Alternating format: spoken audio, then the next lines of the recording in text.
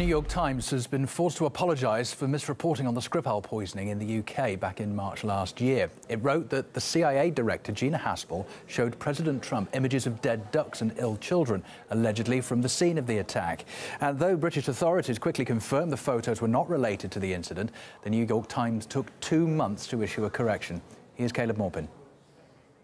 You remember when the New York Times dropped a bombshell about how Gina Haspel, the CIA director, had convinced Donald Trump to send Russian diplomats packing in response to the Skripal poisoning by showing him photographs of dead ducks and sick children? Except those reports turned out to be fake news. The author has apologized.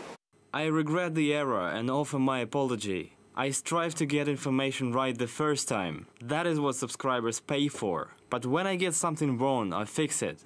So this is how they fixed it. An earlier version of this article incorrectly described the photos that Gina Haspel showed to President Trump during a discussion about responding to the nerve agent attack in Britain on a former Russian intelligence officer.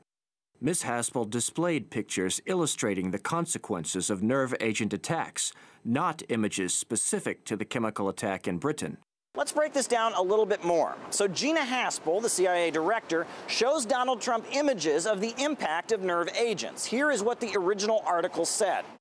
Ms. Haspel showed pictures the British government had supplied her of young children hospitalized after being sickened by the Novichok nerve agent that poisoned the Skripals. She then showed a photograph of ducks that British officials said were inadvertently killed by the sloppy work of the Russian operatives.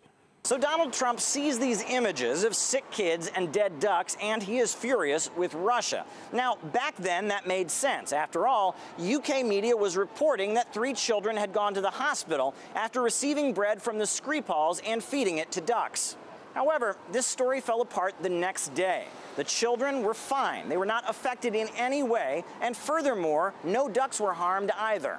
There were no other casualties other than those previously stated. No wildlife were impacted by the incident, and no children were exposed to or became ill as a result of either incident.